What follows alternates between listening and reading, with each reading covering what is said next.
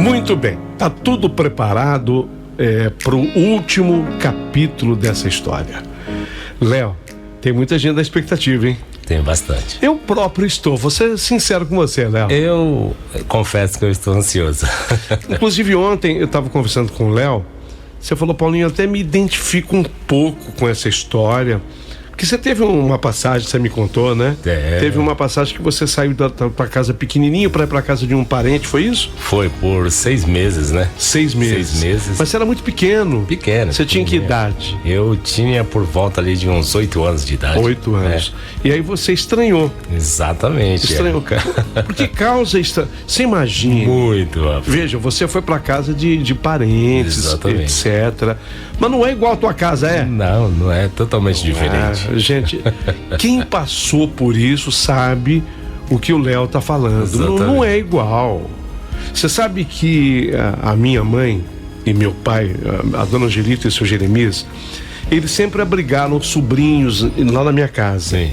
Então, eu tinha sobrinhos, eu tinha meus primos, o Antônio Geraldo e a Regina, eles moravam na fazenda e nós morávamos na cidade de Bebedouro. E houve um momento que eles queriam mais oportunidades. Então eles vieram para Bebedouro, né, para casa da mamãe e do meu pai. Muitíssimo bem recebidos, tratados com muito carinho. Mas de vez em quando eu pegava eles chorando. Eu me lembro como se fosse hoje. É mesmo. Eu pegava o Antônio Geraldo chorando, ou a Regina, irmã dele, chorando. Falava, mas por que vocês estão chorando? Saudade da minha mãe, né? Saudade. Porque não é igual. Não é. Olha que a minha mãe sempre tratou com muito carinho, como fossem filhos. Sim. Mas não é igual. Não é.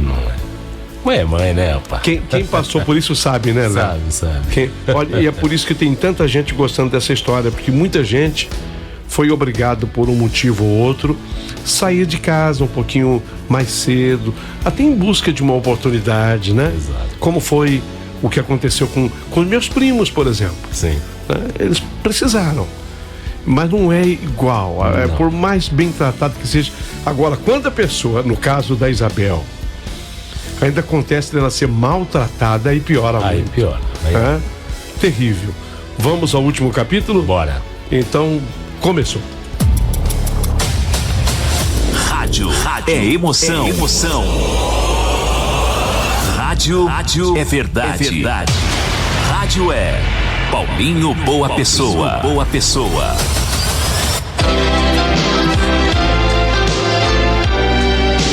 Rádio Emoção. Paulinho Boa Pessoa. A verdade de cada um. Meu querido amigo Paulinho Boa Pessoa, eu me lembro com uma clareza dolorida daquele dia, como se cada segundo tivesse sido gravado em algum profundo de mim, um lugar bem no âmago, bem lá no fundo de mim, sabe? E pronto para reaparecer sempre que o silêncio se alonga demais e a memória resolve puxar de volta. Eu já não era mais uma menina de 7 anos que chegou a assustar daquela casa de Londrina. Aos 16, eu carregava dentro de mim uma mistura estranha de coragem e de medo, de vontade de fugir e de culpa por sequer pensar nisso. E foi exatamente nesse conflito que tudo aconteceu. Naquela manhã, eu saí de casa como em qualquer outro dia, mas havia algo diferente no peso da minha mochila. Não apenas pelo que eu havia escondido dentro dela, mas pelo significado daquilo tudo. Por cima, eu deixei um caderno universitário, como eu sempre fazia. Mas, por baixo, porque eu não podia levantar suspeitas, então não eram tantas. Também havia um pedaço de pão embrulhado num paninho que eu havia guardado às escondidas na noite anterior, pensando que talvez me servisse na estrada, fosse ela qual fosse. Havia também peças íntimas, algumas roupas, poucas, você imagina. Coube tudo na mochila e apenas o caderno universitário em cima para disfarçar. E foi assim que eu entrei no carro da dona Guiomar e ela me conduziu até o Colégio Anjo da Guarda. Agora eu já estava no colégio. Caminhava pelo colégio, meu coração batia de um jeito que eu não reconhecia, como se cada passo fosse uma despedida silenciosa de tudo o que eu conhecia, até mesmo daquilo que me fazia sofrer. Durante a primeira aula, mal consegui prestar atenção no que o professor dizia, e aquilo era estranho, porque estudar sempre havia sido o único momento em que eu me sentia livre, como que se as palavras dos livros me abrissem janelas que a vida realmente insistia em manter fechadas. Mas naquele dia, nenhuma equação fazia sentido, nenhum texto conseguia me prender, porque tudo em mim estava voltado para um único pensamento: fugir. Eu tinha chegado com aquele espírito, o da fuga. Eu olhava para o relógio como se eu pudesse apressar o tempo com a força da minha ansiedade, esperando que chegasse logo a hora do recreio, 10:30 da manhã. Aquele intervalo que pela primeira vez seria apenas um descanso entre as aulas, mas para mim, a chance de mudar completamente o rumo da minha vida. E quando finalmente tocou o sinal do recreio, eu senti um frio percorrer o meu corpo inteiro, como se naquele momento eu estivesse prestes a atravessar uma porta que depois não haveria retorno mais.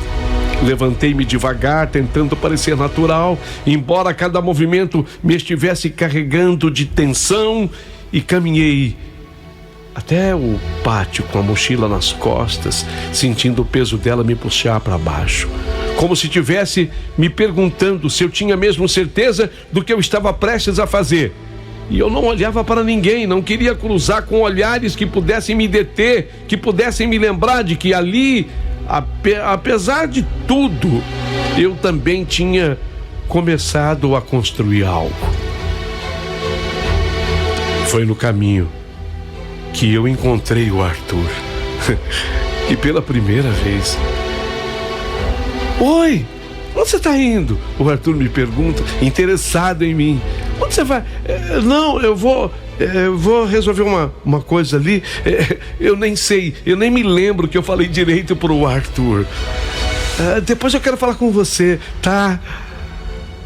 Era a primeira vez que ele abria um diálogo comigo, e eu senti que com outros objetivos na hora do recreio. Mas justo no dia que eu vou embora, caramba! Justo no dia que eu vou fugir! O portão estava fechado, como sempre ficava durante o recreio. Mas havia um pequeno vão por onde os funcionários às vezes passavam. Eu sabia que com um pouco de cuidado eu conseguiria sair sem chamar a atenção. Meu coração acelerou ainda mais, e por um momento eu achei que fosse até saltar pela boca, denunciando tudo aquilo que eu estava prestes a fazer. E foi então que aquilo aconteceu. Aquilo aconteceu.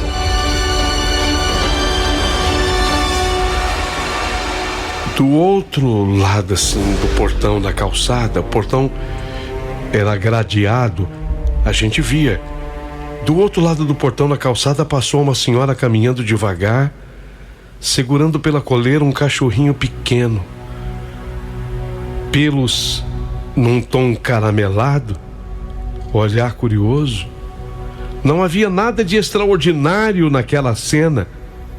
Não para qualquer outra pessoa, mas para mim foi como que se o mundo tivesse parado de repente.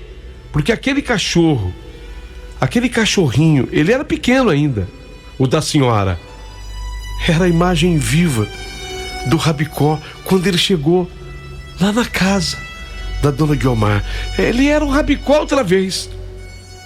Fiquei imóvel, completamente imóvel, como que se as minhas pernas tivessem perdido a força, enquanto meus olhos acompanhavam cada passo daquele animalzinho, cada movimento do seu corpo, cada balançar tímido do rabinho. E sem que eu pudesse evitar, uma lembrança veio com força, trazendo de volta o dia que o Rabicó entrou correndo pela casa da Guiomar, pequeno, desajeitado, lambendo os meus pés, como se já me conhecesse há muito tempo. Senti meus olhos se encherem de lágrimas, quase que instantaneamente, e um aperto tão grande tomou conta do meu peito que eu precisei segurar na grade do portão do colégio para não cair. Verdade. Foi nesse momento que um pensamento atravessou a minha mente com uma clareza cruel. Se eu fosse embora, como eu estava indo, se eu fugisse como eu estava fugindo, o que seria do Rabicó? O que seria do Rabicó? A imagem dele me veio inteira, desde ele pequenininho chegando na casa, depois ele crescendo, agora já crescido, me esperando na volta do colégio, me seguindo pela casa, me olhando com aqueles olhos que pareciam entender tudo. Veio como um golpe sobre mim. Eu sabia o quanto ele dependia de mim, o quanto ele se encolhia quando a dona Guiomar gritava com ele. Ele colocava o rabinho entre as pernas e quando ele olhava tímido para o chão, ele precisava da minha proteção. O quanto ele se encontrava quando comigo estava, e ele só encontrava conforto se do meu lado estivesse. E de repente a ideia de fugir começou a se misturar com uma sensação de culpa que eu não conseguia ignorar. Eu não posso fazer isso, não. Eu não posso fazer isso, não. Eu pensei, sentindo as lágrimas escorrerem sem controle. Eu não posso abandonar o Rabicó. E naquele momento algo ainda mais profundo me atingiu. Durante anos eu carreguei dentro de mim uma dor imensa por não entender o que havia acontecido com a minha mãe, por não saber por que ela não apareceu naquele dia na rodoviária, por que não ter nenhuma resposta que aliviasse o vazio que ficou. Muitas vezes eu me peguei imaginando que ela havia me abandonado, e essa ideia sempre me feriu de um jeito que eu não conseguia explicar. E ali, diante daquele portão, prestes a sair para fugir, eu nem sabia que rumo tomar. Eu percebi que eu estava prestes a fazer exatamente aquilo que eu mais condenava. Se eu for, pensei, se eu for, eu vou fazer com o Rabicó o que fizeram comigo. E eu condeno o que fizeram comigo, lógico que eu condeno. Então vou repetir o erro. O que fizeram comigo estarem fazendo com ele. Foi nesse momento que comecei a chorar de verdade, não um choro silencioso como aqueles que eu estava acostumado a esconder, mas um choro que vinha de dentro, carregado de medo, de dúvida, de amor, de dor. Eu não vou poder abandonar o Rabicó, não vou poder, não. Eu não conseguia mais avançar, minhas pernas simplesmente não obedeciam e tudo em mim dizia que eu não podia seguir avante.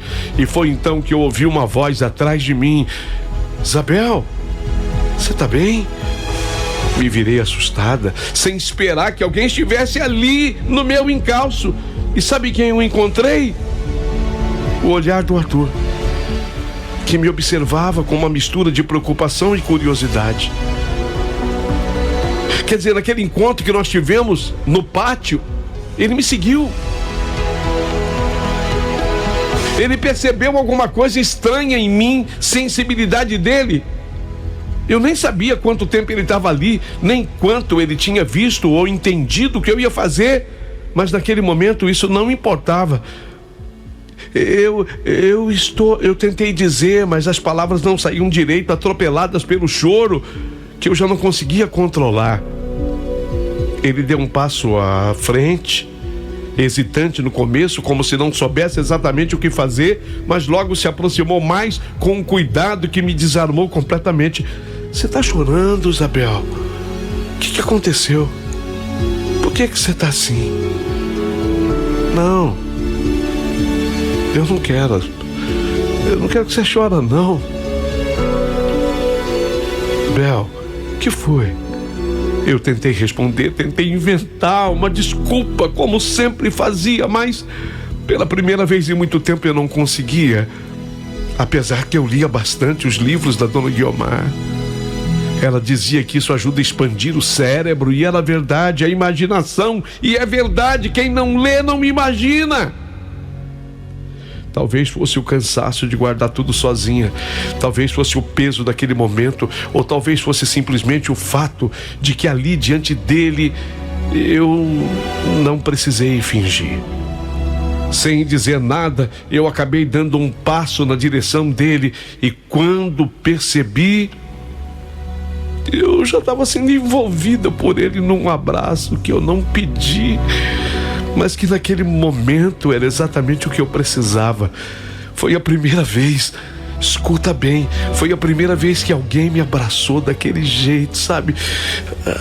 Assim, sem cobrança, sem exigência, sem medo. E eu me deixei ficar ali com o rosto encostado no ombro dele, chorando como há muito tempo eu não chorava, molhando a camisa do Arthur, enquanto eu sentia pela primeira vez que talvez, só talvez, eu não estivesse completamente sozinha. Eu me lembro de que depois daquele abraço, depois daquele instante em que minhas lágrimas finalmente encontraram um lugar onde podiam cair sem vergonha, eu caminhei de volta para dentro do colégio como se fosse outra pessoa, ainda que nada ao meu redor tivesse mudado de fato, porque os mesmos corredores estavam ali, as mesmas vozes, os mesmos olhares, as mesmas pessoas, mas havia algo diferente dentro de mim, algo que eu não sabia nomear, mas que me dava a sensação de que talvez o mundo não fosse feito apenas daquilo que eu conhecia até então. Durante o restante das aulas, eu ainda senti o coração apertado, ainda senti o peso de tudo que eu carregava, mas ao mesmo tempo havia uma espécie de calor novo, uma lembrança recente daquele abraço, da forma como o Arthur me olhou sem julgamento, da maneira simples e sincera como ele se preocupou comigo. E aquilo, para alguém que já não se lembrava mais do que era receber carinho de verdade, teve um efeito que eu jamais poderia ter imaginado. Eu já tinha esquecido como eram os carinhos da minha mãe. Ela fez, mas quando eu era pequenininha, eu já tinha esquecido. Como eu tinha esquecido tudo que tinha acontecido, o nome da cidade de onde eu tinha passado, o nome do lugar de onde eu vim, eu só lembrava que era Vila do Sebo, eu não sabia onde era. Eu tinha esquecido tudo. Eu tinha esquecido como é que era carinho. Porque a dona Guiomar, ela não me deu carinho. Ela me deu ensinamento. Aos 16 anos. E do Arthur foi primeiro carinho do qual eu me lembro, o abraço. Sendo muito honesta, eu já não recordava dos gestos da minha mãe. Não. O que lembrava, o que restava com relação à minha mãe era uma saudade vaga, sem forma definida. Às vezes até o rosto dela me fugia. Depois que eu fui levada para aquela casa, eu nunca mais recebi carinho de ninguém. A não ser... eu não posso ser injusto, a não ser do Rabicó, com as suas lambidas que curavam a minha dor. Com o seu jeito desajeitado de demonstrar afeto, com aquele olhar que parecia dizer tudo o que as palavras não conseguiam, as palavras dos humanos não conseguiam dizer, tudo que o olhar do Rabicó conseguia falar. Algum cachorro já te olhou assim? Uma pausa aqui na história, para que você que esteja ouvindo reflita. Algum cachorro já te olhou assim? O olhar de um cachorro já falou com você? Fica para você responder em casa.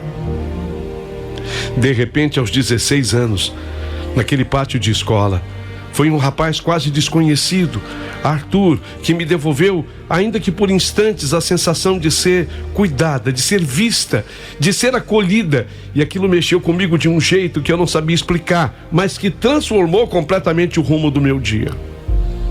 Quando o sinal tocou, era para voltar às aulas às 11 horas. Era assim. Sinal tocou, eu já não era mais a mesma menina de horas antes. Aquela que havia se aproximado do portão com a intenção de fugir, porque algo em mim havia mudado, e essa mudança não vinha da coragem de partir, mas da descoberta de que talvez ainda existissem motivos para eu ficar, ao menos por enquanto. Saí do colégio ao meio-dia, como sempre, como todos os dias, E quando eu saí, eu vi o carro da dona Guiomar parado ali esperando por mim. Mas dessa vez eu não senti aquele aperto imediato no peito. Não senti aquele impulso de rejeição que tantas vezes me acompanhou. Porque a minha cabeça ainda estava cheia de pensamentos, de reflexões que pareciam ter se organizado de uma forma diferente dentro de mim. Entrei no carro dela em silêncio, abri a porta, me sentei, joguei a mochila no banco de trás com um descuido que em qualquer outro dia talvez tivesse me preocupado, porque eu sabia muito bem o que tinha dentro daquela mochila.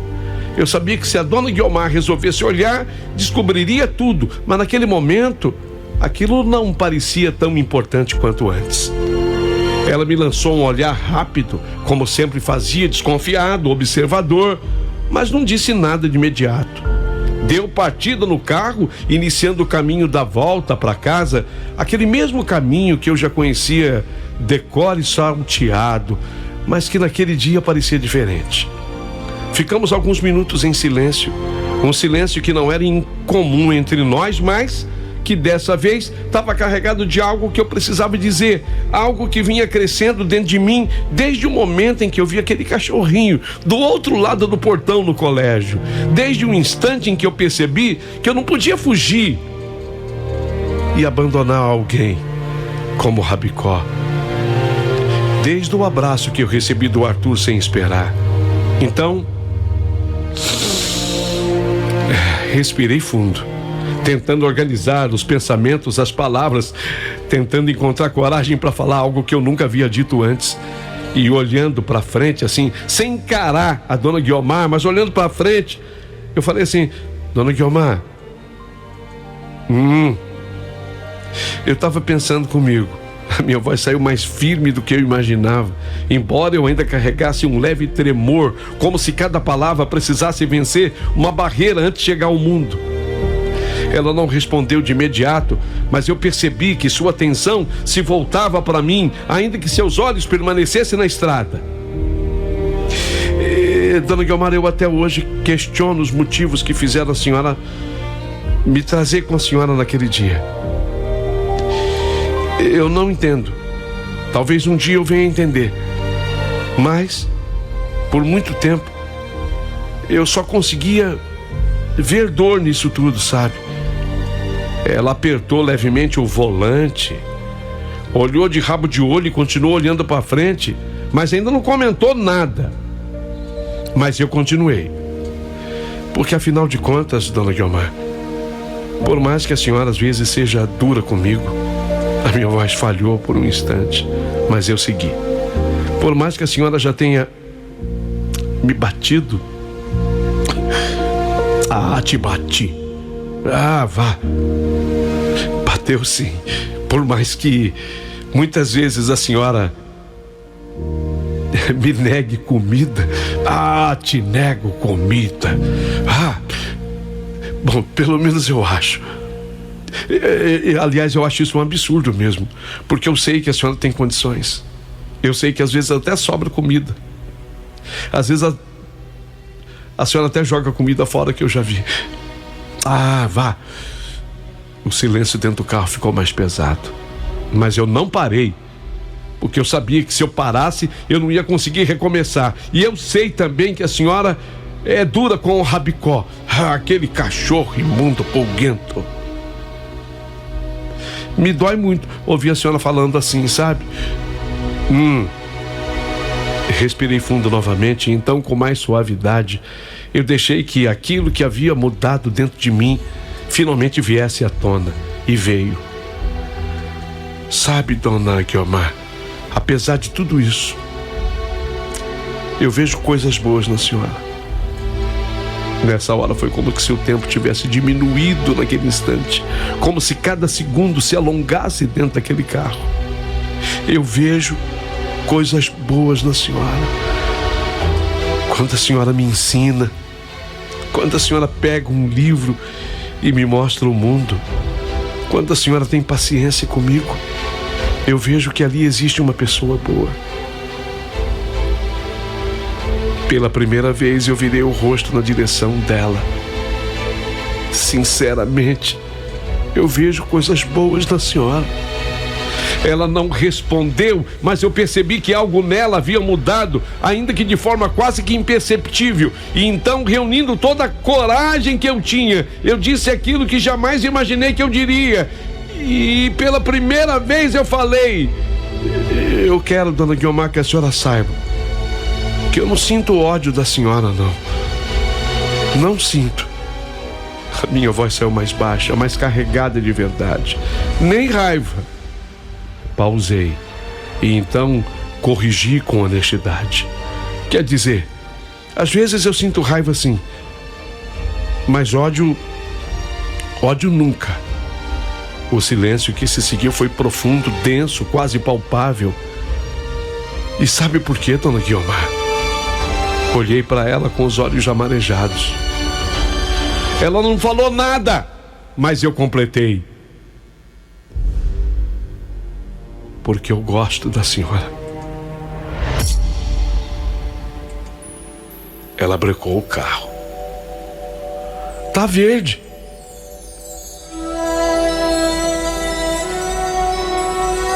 Dona Guiomar, tá verde. Ele tá falando do sinal, o semáforo, o sinaleiro. Eu não sei como fala na tua cidade. Tá verde. Ela brecou o carro. Mas eu não tive breque para aquelas palavras que saíram da minha boca. Eu falei, porque eu gosto da senhora. E assim que aquelas palavras saíram da minha boca, que ela brecou aquele carro, eu não sabia se eu tinha feito bem, se eu tinha feito mal. Algo que eu carreguei por anos sem perceber. Ao mesmo tempo eu senti um alívio estranho, como se finalmente eu tivesse sido verdadeira comigo mesma. E foi então que aconteceu algo que eu nunca vou esquecer na minha vida. Nunca vou esquecer na minha vida, nunca! Dona Guiomar, aquela mulher que eu sempre vi como dura, como impenetrável, como alguém que parecia feita de pedra, deixou escapar ali diante de mim algo que eu jamais pensei que veria. Ela deixou escapar uma lágrima. Ela deixou escapar uma lágrima e depois outra. Ela tentou disfarçar, virou levemente o rosto assim, apertou os olhos, como se quisesse impedir aquilo, como se permitisse fraquejar, mas era tarde demais, as lágrimas já estavam ali. E eu sentado ao lado dela, assistindo aquilo, eu senti que aquele caminho de volta para casa, aquele trajeto de tantas vezes, me pareceu apenas mais um capítulo da minha prisão. Aquilo havia se transformado em algo completamente diferente. Porque naquele dia, pela primeira vez, eu tive a sensação de que alguma coisa dentro daquela casa, eu não estou falando da casa da dona Guiomar, aquela casa é o peito dela, tá? Dentro daquela casa poderia começar a mudar. Poderia começar a mudar. Aí eu falei: tá vermelho agora. E ela esperou o verde. E aquele verde do faroleiro, do farol, do semáforo, representou toda a esperança do mundo. Foi assim que nós chegamos em casa naquele dia.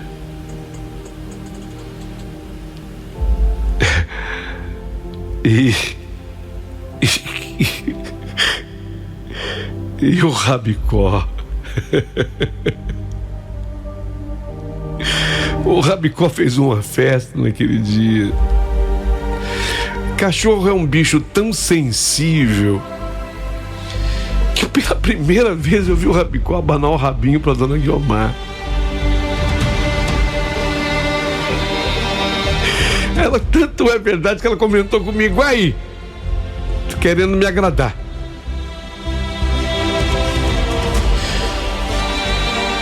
Aquele dia foi marcante. E ele faz parte da minha vida, das mudanças da minha vida. E foi assim, sem que eu percebesse exatamente quando que os anos foram passando. O tempo passa. O tempo passa. Quando eu dei por mim, já não era mais a menina assustada que tremia diante de qualquer gesto mais duro. Eu havia crescido, havia aprendido, havia conhecido o mundo para além das paredes daquela casa. Londrina, para mim, ganhou um aspecto de outra cidade. Ainda que com limitações, e principalmente, nesse período eu havia descoberto o amor. Um amor simples, juvenil, mas sincero, que nasceu devagar entre conversas tímidas e olhares trocados nos corredores do colégio.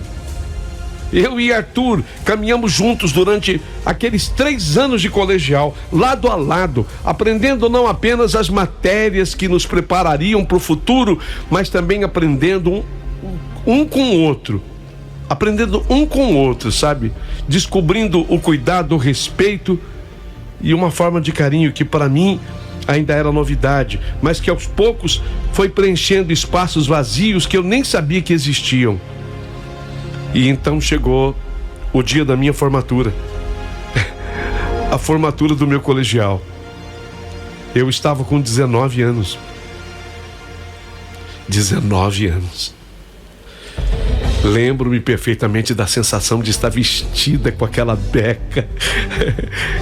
Colégio Anjo da Guarda. Salão nobre do colégio. De olhar ao redor e ver tantos rostos agora conhecidos, tantas colegas que de alguma forma haviam feito parte da minha reconstrução naquele colégio, naquele mundo. E entre eles, Arthur, com um sorriso orgulhoso que parecia dizer sem palavras que ele estava comigo até o fim. Tô com você! Não é uma expressão popular essa, tô com você e não abro. Era o Arthur. Na plateia, eu vi a dona Guiomar. Ela estava sentada, ereta, como sempre. Mas havia algo diferente nela. Algo que só quem convivia de perto poderia perceber. O corpo da dona Guiomar estava mais magro, o rosto mais marcado, os olhos mais fundos. A peruca que ela usava tentava esconder aquilo que a doença havia levado, mas não escondia a fragilidade que agora fazia parte dela. Eu sabia. Havia pouco mais de 1 ano que o diagnóstico tinha chegado como um golpe silencioso. Um câncer agressivo que começou no seio esquerdo e que em pouco tempo tomou conta da outra mama, exigindo dela uma força que eu nunca tinha visto, nem mesmo nos momentos mais duros do passado. E junto com a doença veio também uma mudança que eu jamais imaginei presenciar.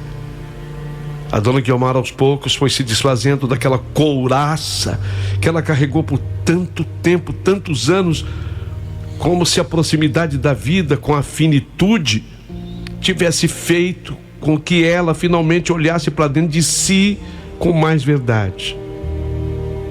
Ela pediu perdão. Mais de uma vez ela pediu perdão. Em momentos diferentes. Às vezes com palavras e às vezes apenas como fazia o Rabicó, com o olhar. Só com o olhar. Passou a me tratar com mais cuidado, com mais humanidade. Nós estávamos juntas havia 12 anos. 12. Até mesmo o Rabicó, que antes era alvo de impaciência dela, passou a ser aceito por ela, tolerado, e em alguns raros momentos até acariciado na cabeça, com uma timidez que dizia muito. Aliás, Rabicó também havia envelhecido. Tinha até uns pelos brancos. Sabe porque ele é meio caramelo, assim? Ele é caramelo, mas puxando assim um preto. e de repente destacava alguns pelinhos brancos agora. Sinal da velhice. O Rabicó também tinha envelhecido 12 anos. Com 12, o Rabicó já não tinha mais a agilidade de antes. Já não corria pela casa feito um filhote, mas continuava sendo meu companheiro, o mais fiel, aquele que esteve ao meu lado em todos os momentos bons e ruins, e que mesmo com o corpo mais lento, mantinha os olhos, e nesses olhos o mesmo brilho de sempre quando me via. Quando chegou o momento de eu falar no microfone, no dia da formatura, eu tinha sido escolhida. Já pensou? Eu era expansiva, de acordo com a sala. Eu era comunicativa também. Senti minhas mãos tremerem segurando o microfone. Mas eu respirei fundo. Busquei a minha coragem. Olhei para a plateia. Encontrei o olhar do Arthur. Depois da dona Guiomar. E então eu comecei. Hoje é um dia muito especial na minha vida. Eu sei que ninguém chega até aqui sozinho. Eu tive pessoas que acreditaram em mim, que me ensinaram, que me deram oportunidades e principalmente que me ajudaram a continuar mesmo quando tudo parecia difícil. Eu quero agradecer de coração a minha madrinha. Nessa hora eu olhei direto para a dona Guiomar. Eu olhei para ela. Eu quero agradecer de coração a minha madrinha por tudo que ela fez por mim, pelos ensinamentos, pela dedicação, pelas broncas, né, madrinha? Mas por não ter desistido de me mostrar o valor do estudo, do conhecimento. Por falar em conhecimento, madrinha, eu trocaria tudo que eu sei por metade do que eu ignoro. E de alguma forma, pela senhora ter feito parte do que eu me tornei hoje.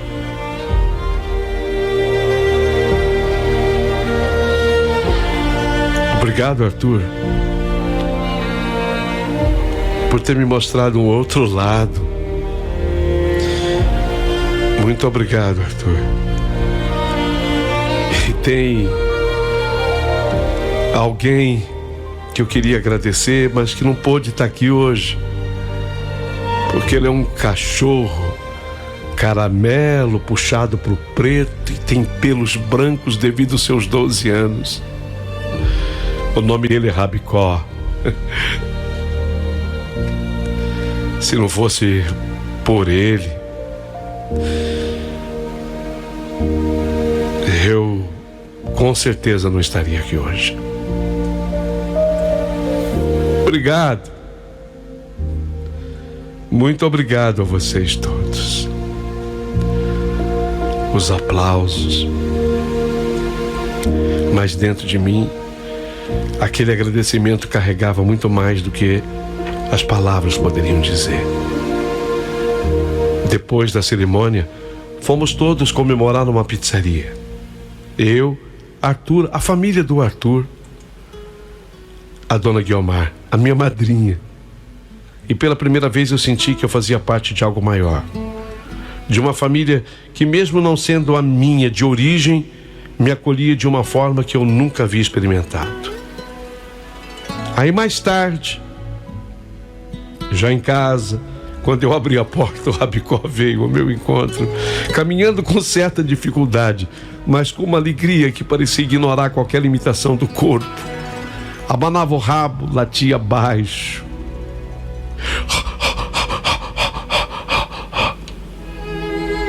Encostou a cabeça nas minhas pernas, o seu fuço gelado.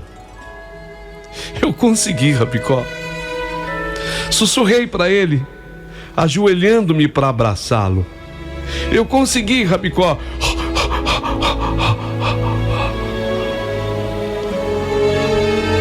E naquela noite, depois que tudo se acalmou, a dona Guiomar me chamou com a voz fraca.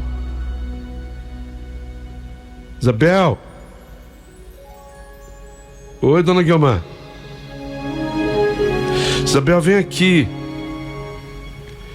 Eu preciso conversar com você. Tô indo. Ela não estava deitada na cama. Sabe quando a pessoa coloca os travesseiros bem altos? Fica assim um encosto.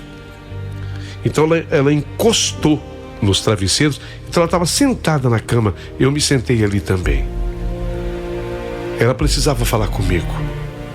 Parecia emocionada. A noite da minha formatura no colegial foi diferente de tudo. Havia algo diferente no tom da voz dela, algo mais profundo, mais definitivo. Sentamos-nos ali e ela começou a falar. E foi ali que pela primeira vez eu ouvi toda a verdade. Ela me contou sobre Porangatu, a cidade que eu havia esquecido, que havia sido riscada da minha memória. Porangatu, como havia ido até lá, depois de ouvir falar da beleza de uma lagoa chamada Lagoa Grande, que fica em Porangatu. Bem no centro de Porangatu tem essa lagoa, Lagoa Grande. E sobre o desejo de recomeçar num lugar distante, tentando fugir das lembranças que a consumiam em Londrina. Essas lembranças consumiam com ela porque aquilo tudo tinha acontecido com a família dela. Tinha 10 anos que ela havia perdido o marido e a filha. Contou que esteve prestes a mudar de vida, que chegou a ver casa lá, a fazer planos para a mudança, mas que tudo no fundo, ela sabia que nenhuma paisagem seria suficiente para curar o vazio que ela carregava. Ela chegou a negociar, falou com o pessoal da imobiliária de Porangatu, mas aí ela disse: sabe o que é, Isabel? Não era de paisagem que eu estava precisando. Não era da Lagoa Grande. Eu precisava de alguém. Eu precisava desesperadamente de alguém. E então, naquele dia na rodoviária, eu ouvi a conversa. Que conversa que a senhora escutou? Da Dona Eunice. Dona Eunice. Eu ouvi tudo, cada palavra. Que ela estava conversando com o rapaz do guichê, o rapaz que vendia passagens na rodoviária. Ouvi e me lembro de cada palavra. E quando eu vi você ali,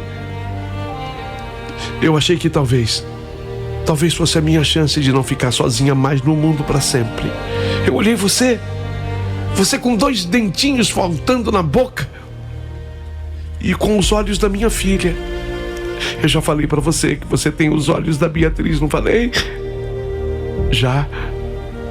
Eu olhei pra você, eu vi os olhos da minha filha, sabe? Sabe quando a minha filha volta pra mim assim? A minha filha voltou pra mim naquele instante. Eu errei, lógico que eu errei. Eu errei com você. Eu errei com todos. Eu menti. Mas eu senti a possibilidade de que você podia ser minha. O que transmitiu isso pra mim foi exatamente o teu olhar, porque eu vi nos teus olhos os olhos da Bia, minha filha falecida. Falei: a Bia de volta. Não que você fosse parecida com ela fisicamente, até porque você conhece a Bia por fotografia, mas pra mim era a Bia de volta, devido ao teu olhar. E aí eu inventei que eu era do juizado de menores. Me identifiquei como eu fosse Maristela. Maristela do juizado de menores. Lógico que eu não era. Eu era quem eu sou, Guiomar. Eu não falei nada, Paulinho, apenas escutei. E pela primeira vez eu entendi tudo. Porque ela explicou para mim que por tudo que ela entendia, ela não sabia os meandros do que tinha acontecido com a minha mãe. E como é que eu fui com a dona Eunice até a rodoviária de Porangatu? Mas por tudo que ela entendia, minha mãe ia se encontrar comigo. Havia marcado. Tinha se atrasado. Houve algum problema. Aconteceu alguma coisa. Não chegou ao meio-dia conforme havia combinado com a dona Eunice. Mas que talvez aquilo nem fosse abandono. Fosse um desencontro, o que é muito diferente de abandono. Que tudo havia sido interrompido por uma decisão que mudou completamente o rumo das nossas histórias. Porque ela foi inspirada na hora a reconstruir a vida dela, dona Guiomar, comigo. Um grande erro isso, obviamente que sim. Mas foi o que ela sentiu. Então a senhora lembra de tudo? Lembro. Porangatu é uma cidade considerada a capital do norte de Goiás, onde tem a lagoa. Era para lá que eu ia mudar, em frente a essa lagoa. E a senhora que trouxe você até a rodoviária, o nome dela, Dona Eunice, ela não mora na cidade de Porangatu. Ela disse que mora num distrito, como se fosse um vilarejo ali pertinho, cujo nome é Araras. Eu tô te contando tudo isso porque a Dona Eunice, a Dona Nice, ela pode ainda ser o elo, Isabel, entre você e a sua mãe. A Dona Nice pode ser o elo de ligação de vocês duas. Eu tô te falando porque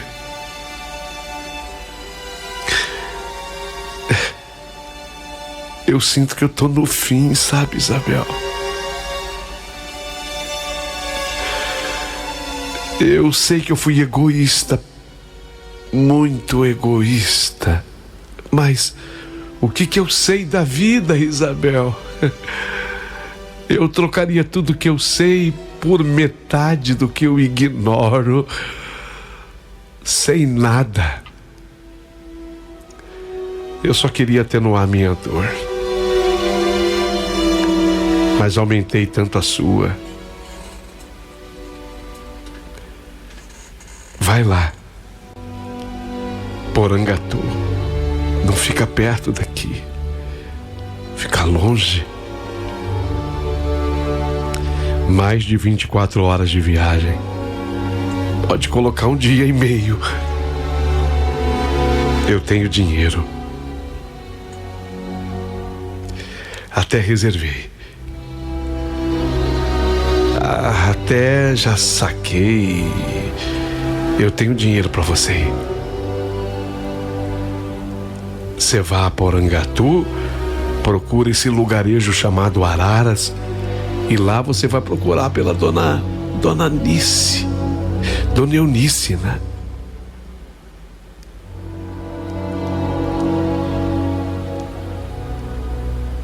Certo, Dona Guiomar?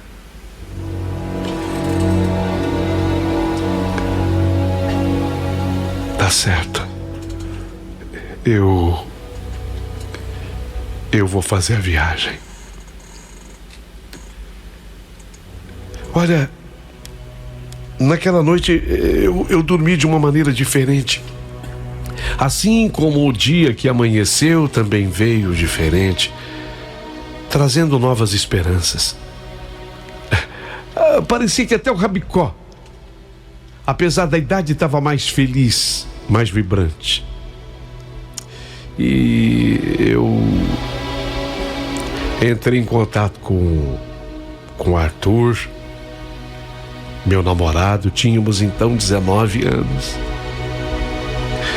E falei com ele os detalhes todos que ele me havia contado a minha madrinha, a Dona Guiomar.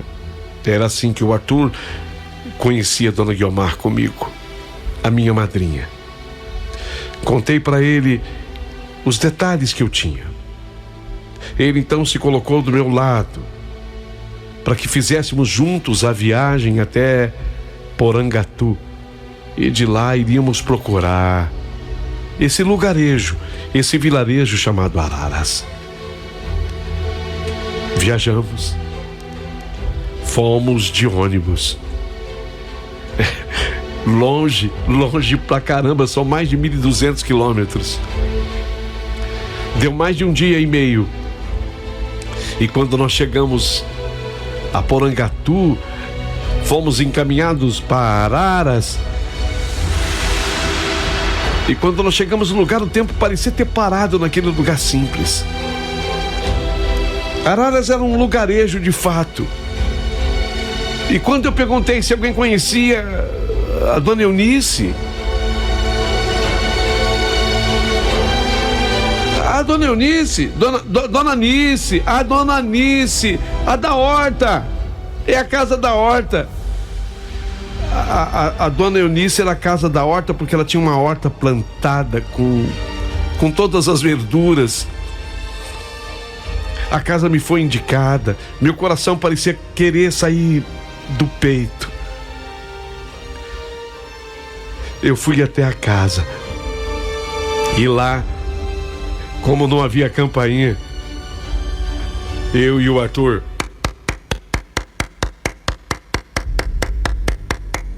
batemos palmas.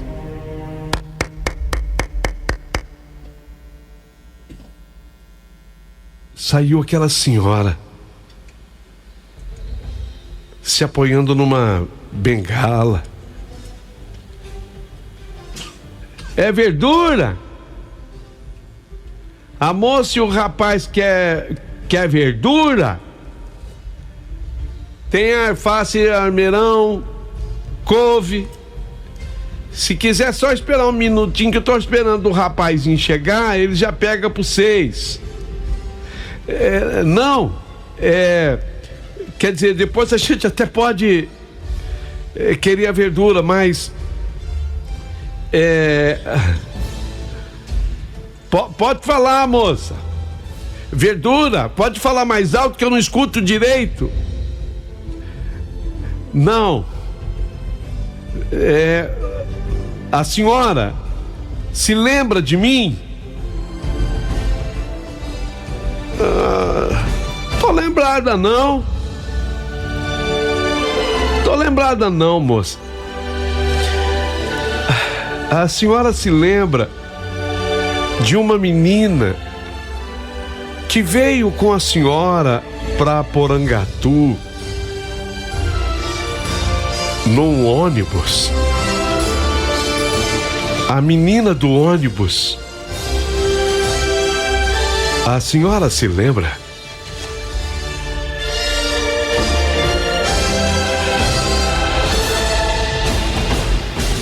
Ela franziu a testa.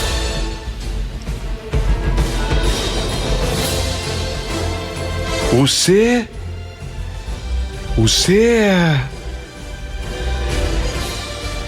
é Isabel? Você é a Isabel?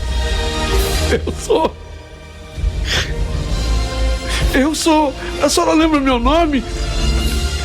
Nunca que eu esqueci. Isabel!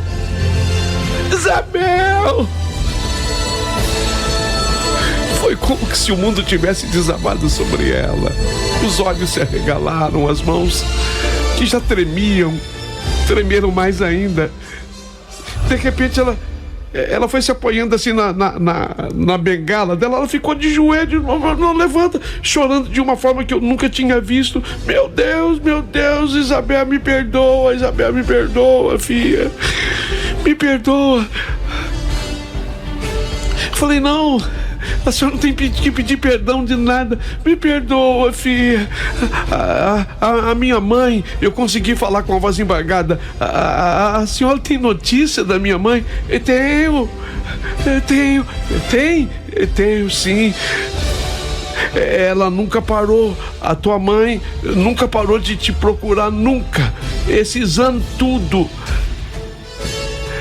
Ela mora aqui em Porangatu, esperando você.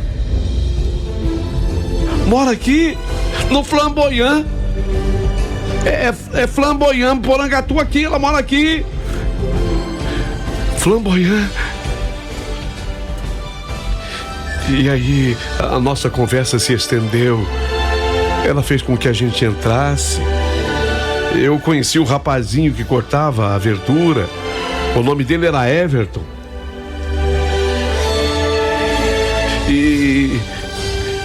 E pouco tempo depois, nós chamamos um táxi. Colocamos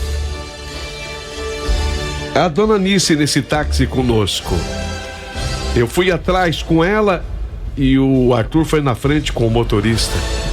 Nós nos dirigimos ao Jardim Flamboyant, que tem lá em Porangatu, um bairro residencial simples.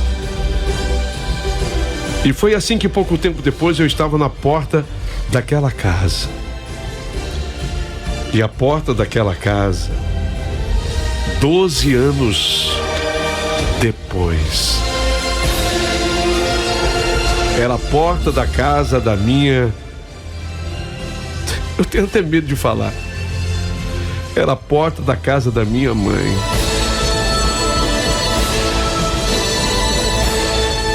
E desta vez, na casa tinha campainha. Nós tocamos a campainha.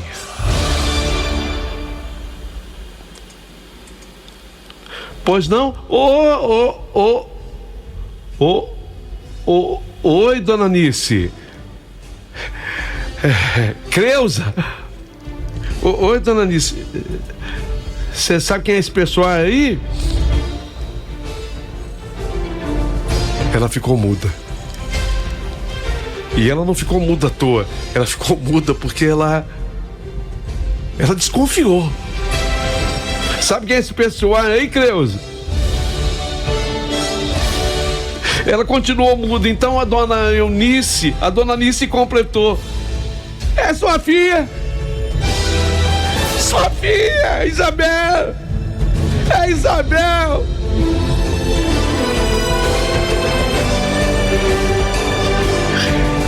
Nós nos abraçamos, choramos, nos emocionamos.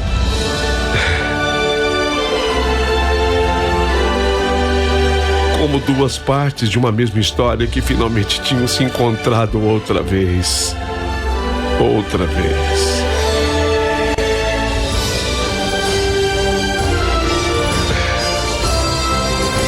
Tínhamos muito que conversar, muito que falar. 12 anos. Por quê? Por que nós nos separamos? Por que a senhora me deixou dormindo naquele ônibus? Por quê? Por quê? Eu já não sei dizer ao certo quando foi que o tempo deixou de ser apenas um inimigo e passou a ser também um aliado. Porque ao longo daqueles anos, ele me roubou coisas que eu jamais poderia ter de volta. Mas ao mesmo tempo, foi ele tempo que me trouxe até aquele momento em que pela primeira vez eu estava tão perto de compreender a verdade inteira da minha própria vida. Quando Dona Eunice, já com seus cabelos completamente brancos, mas com a lucidez intacta e o coração esmagado pela culpa, caiu de joelhos diante de mim e começou a chorar como se carregasse dentro do peito um peso de 12 anos. Eu senti que algo muito grande estava prestes a ser revelado. Algo que mudaria para sempre tudo aquilo que eu pensei saber sobre mim mesma, sobre a minha mãe, com julgamentos absurdos. E foi ali, entre lágrimas interrompidas e palavras que saíam trêmulas, que ela me contou aquilo que eu jamais poderia ter imaginado sozinha. As duas juntas, na sala da minha mãe, casada de novo, um novo marido, um irmão. Eu tinha um irmão de 8 anos, o Murilo. Foi um dia diferente demais. Então, as duas começaram a contar Me disse primeiro a dona Eunice que minha mãe, dona Creuza, conversou com ela longamente, abrindo o coração, como quem já não tinha mais para onde correr, explicando que tudo estava fugindo de uma vida marcada por medo, por agressão e por um sofrimento que ela já não conseguia mais suportar, e que ela precisava com urgência passar por uma cidade no meio do caminho, daquele ônibus, onde morava irmão do meu pai, portanto meu tio, acompanhado da esposa dele e da minha avó. A mãe do meu pai morava junto. Pessoas que gostavam muito de mim, mas de quem ela tinha medo também. Medo de que, ao saberem da situação que ela estava vivendo com meu pai, quisessem me tirar dela, minha mãe. Medo de perder a única razão que ainda sustentava a existência da minha mãe. E foi então que ela tomou aquela decisão.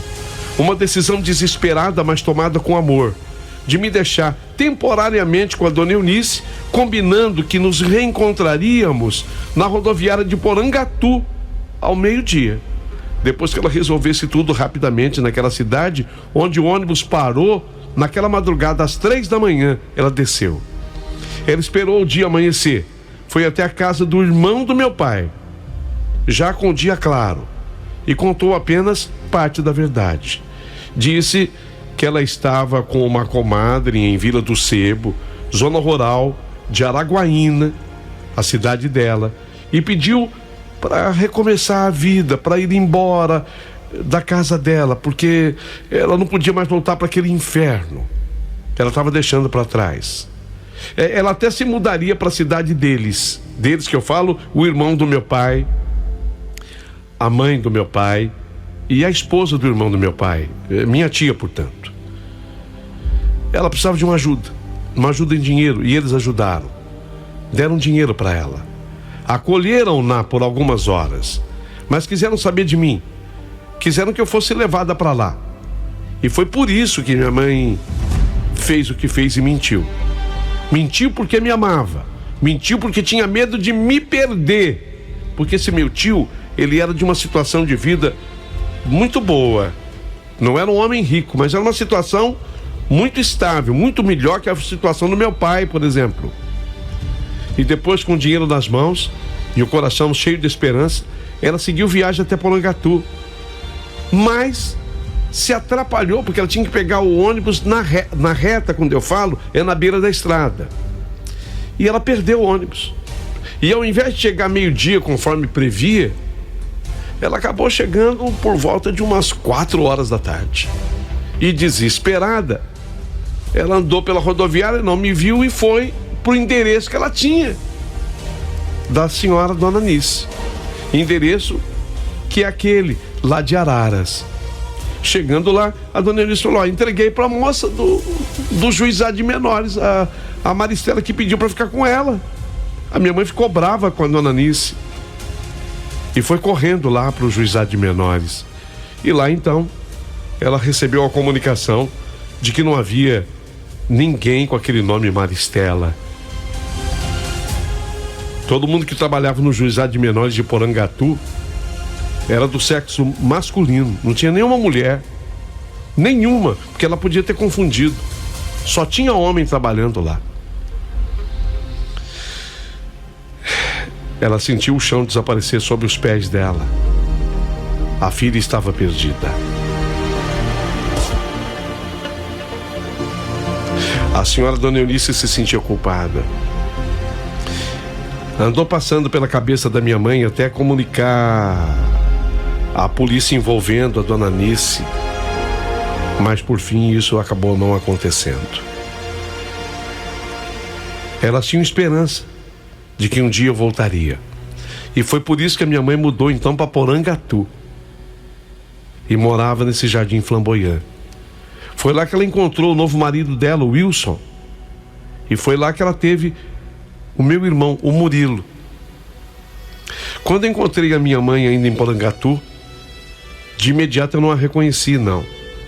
O rosto daquela mulher marcado pelo tempo, mas só podia ser ela, porque eu reconheci o abraço dela. Porque há abraços que a gente nunca esquece, mesmo quando a memória falha, mesmo quando a vida tenta apagar.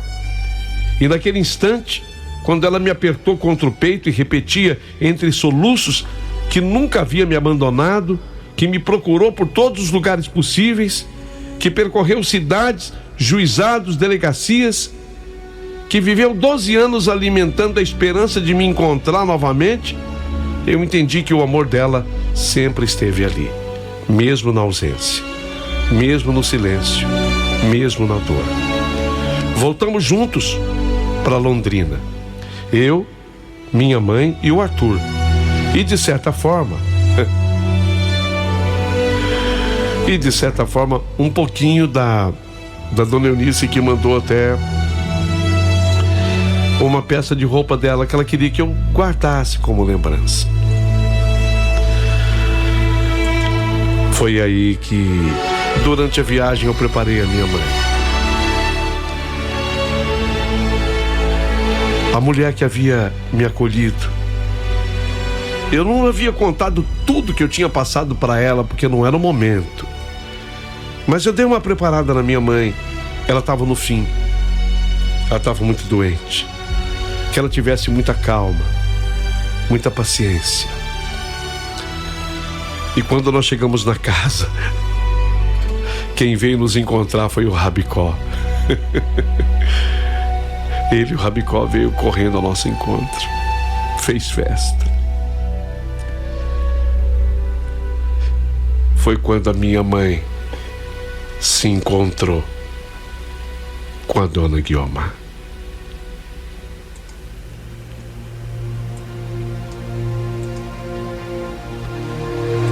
Eu nunca imaginei que isso fosse possível.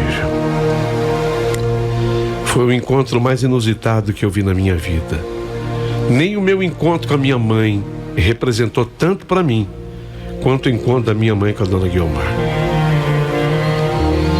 Ela estava frágil, consumida pela doença, mas lúcida. E quando a minha mãe entrou naquele quarto, houve um silêncio que parecia carregar o peso de tudo o que havia acontecido entre nós, como se o passado inteiro estivesse ali parado nos observando. Eu temi aquele encontro, eu tremia inclusive, eu tremia pela reação da minha mãe, mesmo eu sem ter contado nada para ela. Não falei nada dos maus tratos, não era hora. Temi pela culpa da dona Guiomar, achei que a dona Guiomar fosse confessar, mas o que aconteceu foi algo que eu jamais esquecerei. Minha mãe não gritou, não acusou, não levantou a voz. Tinha sido preparada por mim, é verdade, mas foi o jeito dela agir. Ela apenas olhou para aquela mulher tão pequena agora diante da vida e disse com uma firmeza serena: a senhora errou comigo. A senhora errou comigo, mas cuidou da minha filha. Ela estudou, né?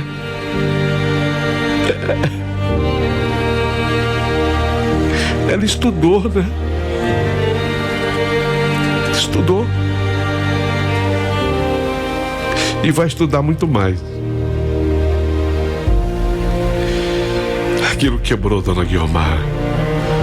Ela chorou como nunca havia visto antes. Pediu perdão por tudo. E pela primeira vez eu senti que aquele ciclo estava se fechando. 3 semanas depois, exatamente 21 dias depois, a dona Guiomar partiu. Partiu no hospital de Londrina. Ela foi sepultada diante das providências tomadas por mim, como se finalmente tivesse encontrado algum tipo de paz. Ela aparecia no caixão até sorrir.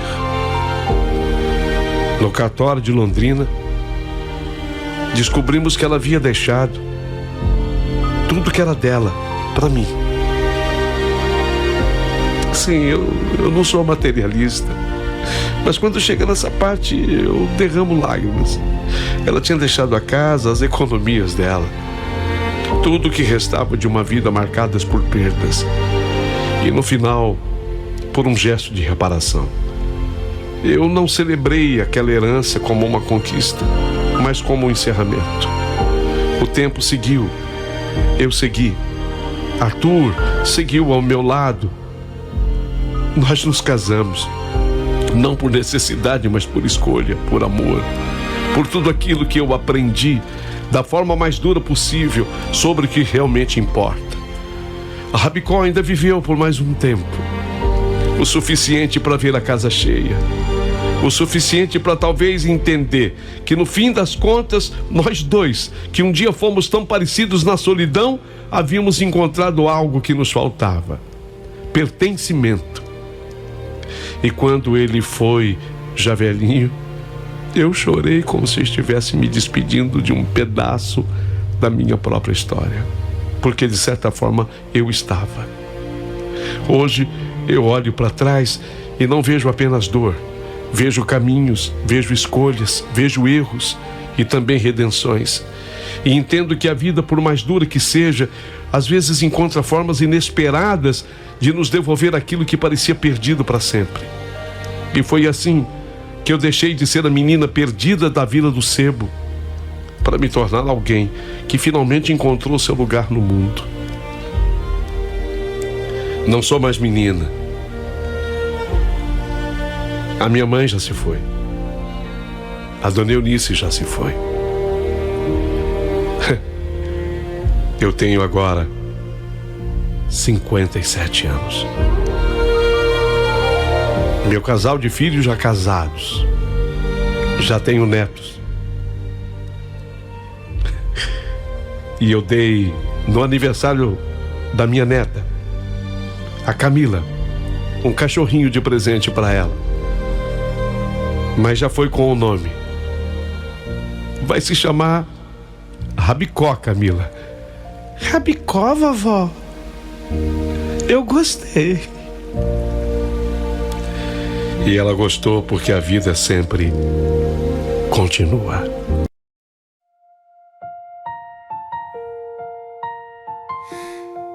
Menina que aprendeu a voltar.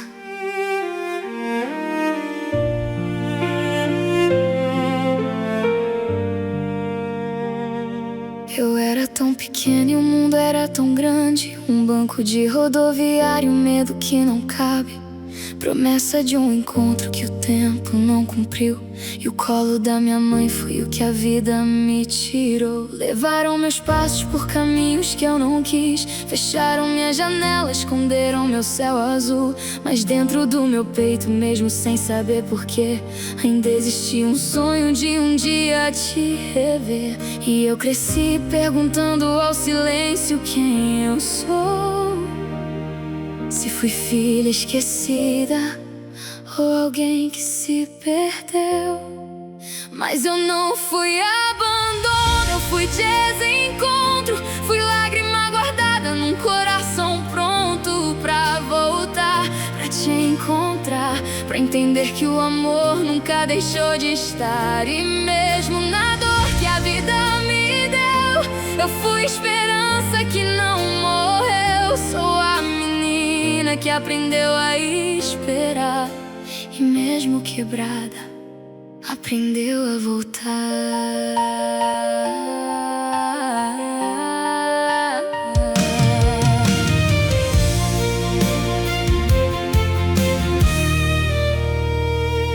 Tinha um amigo de 4 patas ao meu lado, que lambia minhas dores sem nunca perguntar. Nos olhos do Rabicó eu vi um pouco de mim. 2 corações sozinhos tentando não desistir. E quando o mundo pesava e eu queria fugir, era nele que eu pensava pra não me perder de mim. Porque quem sente abandono não pode abandonar. Foi assim que eu fiquei, sem saber pra onde ir. Mas um abraço um dia me fez acreditar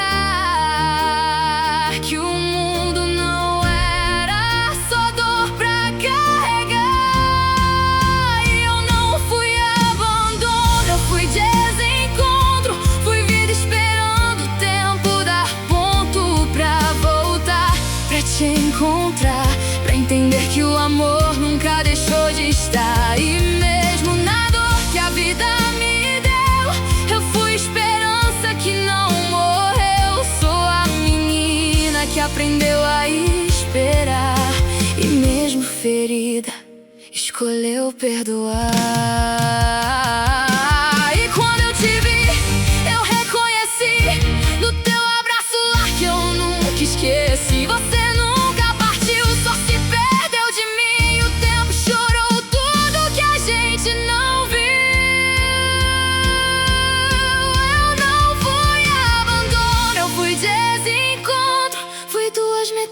vezes vencendo o confronto pra voltar, pra se abraçar e provar que o amor sempre soube esperar. E hoje eu sei, depois de tudo que eu vivi, que até na dor Deus cuidava de mim. Sou a menina que o mundo tentou calar, mas virou história pra nunca mais se apagar. Se um dia você se perder de alguém, não chame de fim. Às vezes é só a vida tentando fazer voltar também.